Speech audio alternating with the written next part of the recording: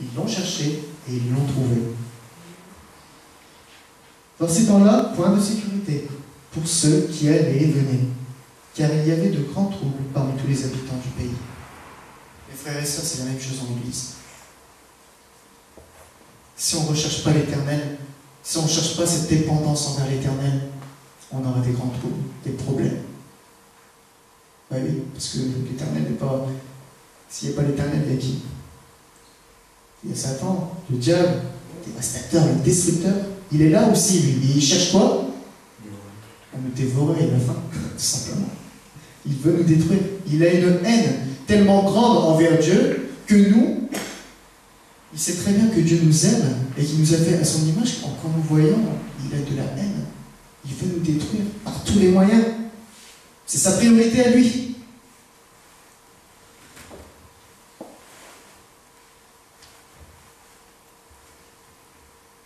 On se heurtait, peuple contre peuple, ville contre ville, parce que Dieu les agitait par toutes sortes d'angoisses. Vous donc, fortifiez-vous, et ne laissez pas vos mains s'affaiblir, car il y aura un salaire pour vos œuvres. Oh, ça c'est intéressant. Est-ce que c'est encore valable aujourd'hui? Est-ce qu'il y a encore un salaire pour nos œuvres? Bien sûr, encore une fois, Dieu ne change pas. Péché, il y aura les conséquences. On agit un acte en église, dans l'église, on fait, je sais pas moi, on fait une erreur, il y aura des conséquences, des témoignages. Et c'est important ça. Donc encore une fois, Dieu ne change pas, il reste le même.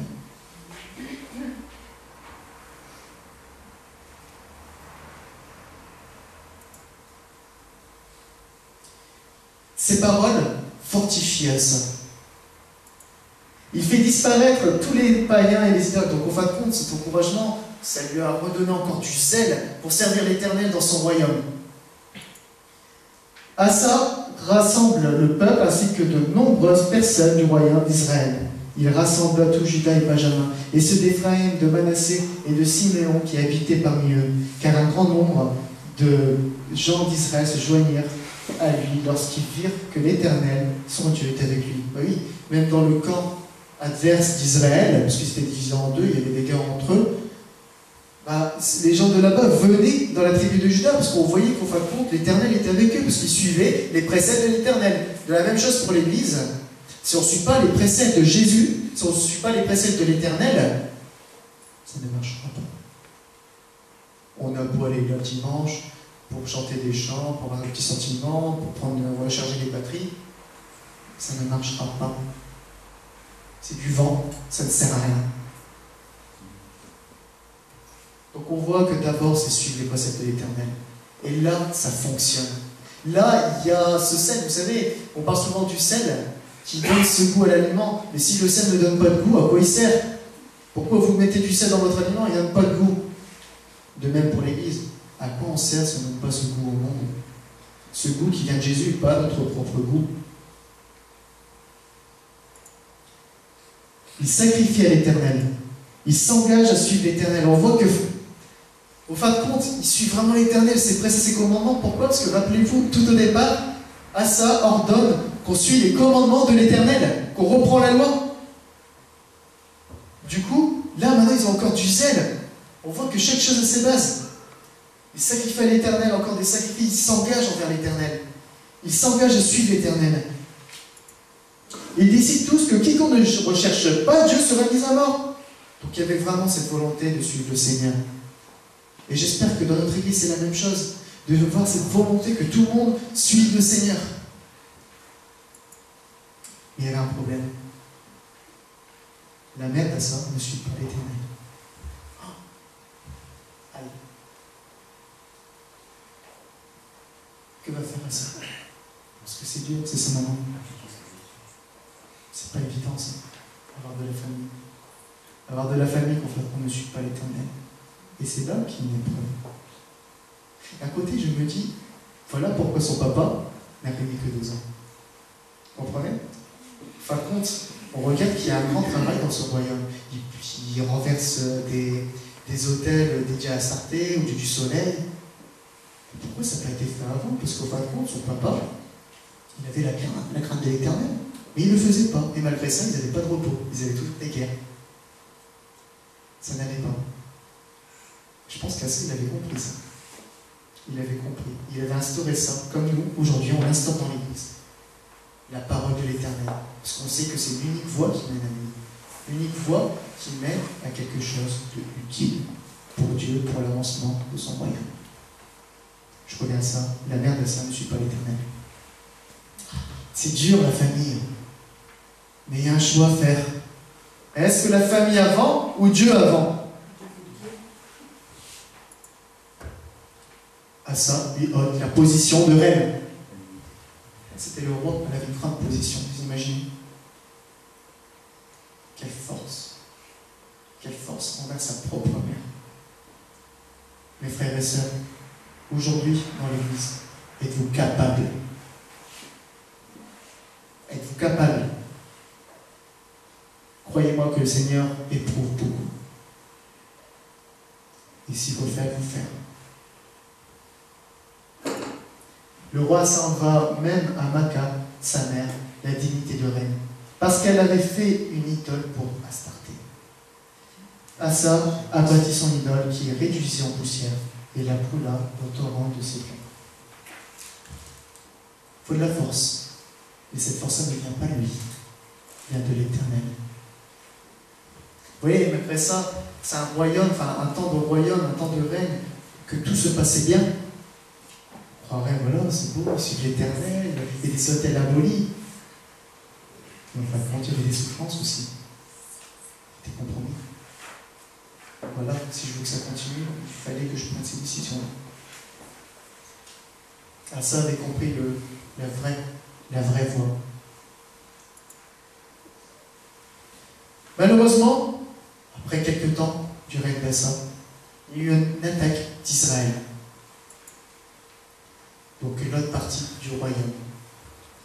La 36e année du règne d'Assa, Baïcha, roi d'Israël, monte contre Juda. Réaction d'Assa, on peut se dire, faire la même chose. Limite, on peut se dire aussi, peut-être, il va encore diminuer son nombre de soldats, il peut baisser à 150 soldats contre je ne sais pas combien de millions. Assa a eu peur.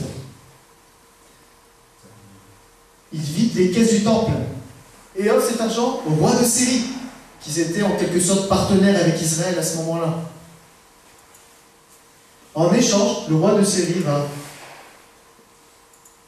rompre son alliance avec Israël, attaquer plusieurs villes d'Israël. Donc Ben-Hadad écouta le roi Assa. Il envoyait les chefs de son armée contre les villes d'Israël et il bâtit tout Kinron et tout le pays de Nephtali. Donc peut-être là on se dit oui, mais bon, il a vidé les caisses du temple, il ne s'est pas confié en l'Éternel comme avant, mais bon, d'un côté, voilà, il était astucieux dans son organisation. Il était quelqu'un de bien organisé dans son royaume. Donc ça devrait marcher. La Syrie étant une puissance à ce moment-là, et justement qui appuyait Israël, donc là ils attaquent Israël et ils se retirent d'Israël. Donc ils n'aident plus Israël. Donc ça devrait être facile. Ça devrait fonctionner. Est-ce que c'est pas pareil des fois dans l'Église? Bah oui, il faut s'organiser, il faut avoir les pieds sur terre, hein. Il faut s'organiser comme ça, il faut faire ci comme ça. Et on oublie l'Éternel, ce que pense Dieu, ce que veut Dieu. On rappelle que l'Église n'est pas une démocratie. Et heureusement. C'est quoi l'Église? Théocratie. C'est Dieu qui décide. C'est pas l'homme. Qui sommes-nous pour décider? Qui sommes-nous? Oui, c'est vrai, on a été acheté un grand prix et le minimum, c'est d'écouter Dieu et de suivre, de faire ce qu'il veut lui, pas nous. Sinon, ça ne sert à rien. On fera du vent.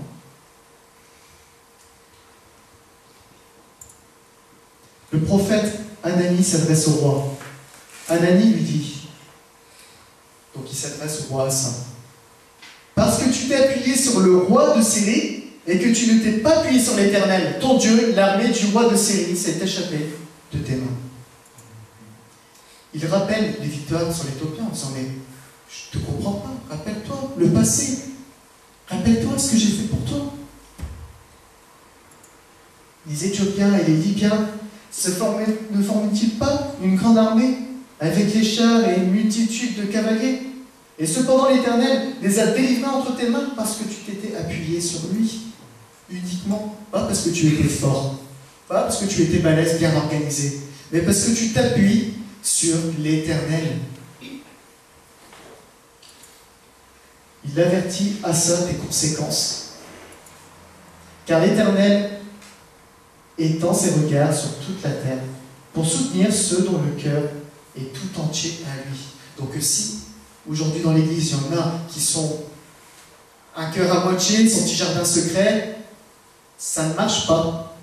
Il faut voir la réalité en face. Le Seigneur agit pour ceux qui se donnent entièrement à lui. D'ailleurs, c'est ce qu'on rappelle même au baptême. C'est donner sa vie, abandonner notre vie à lui. On est mort au péché.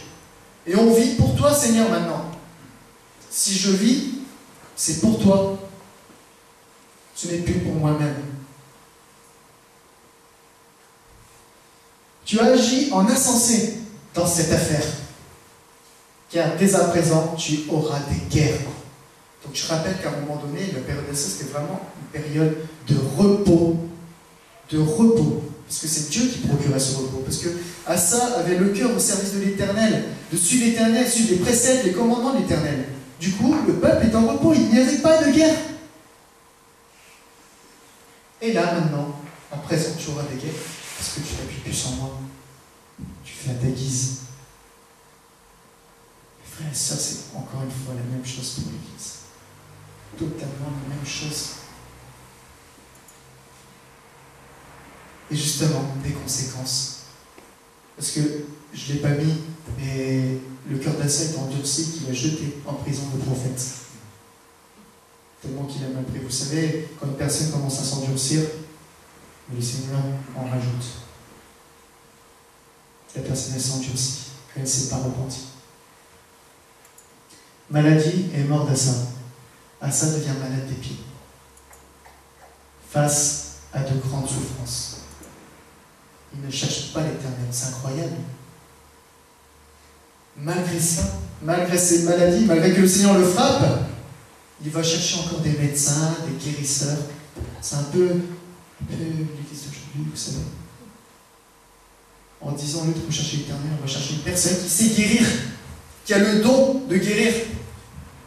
Et on rend gloire à cette personne. Mais on voit, c'est que l'Éternel a le pouvoir de donner la vie, de reprendre la vie et de accorder encore des années à ta vie.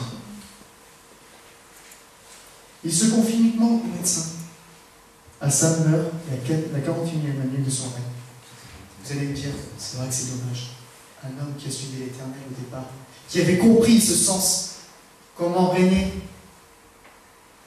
D'ailleurs, j'encourage mon Église, notre Église, nous, à faire de même, à courir vers les préceptes du Seigneur. Et malheureusement, à la fin, qu'est-ce qui s'est passé? Josaphat, son fils, m'a mis à sa place. Ah ouais, le temps il passe vite quand même. Je vais aller assez vite. Par rapport à l'Église d'aujourd'hui, bon, vous savez très bien, on parle de l'Église de Laodicée. C'est dans l'Apocalypse, on parle, il y a plusieurs jugements par rapport aux églises, 7 églises, qui représentent les 7 églises des temps qui sont sur terre. Et bien sûr, aujourd'hui, on se situe l'Église de Laodicée, la dernière. Et il n'y a pas photo, on se reconnaît bien. Donc ça fait un peu penser au jugement de Jésus. Parce que Jésus va juger. Il ne reste pas comme ça. Et des fois, je pense qu'on a du mal à nous imaginer le jugement. Et là, on a un petit avant. Écrit à l'ange de l'Église de Laodicée. Voici ce que dit l'Amen, le témoin fidèle et le véritable, le principe de la création de Dieu. C'est qui? Jésus. Je connais tes œuvres.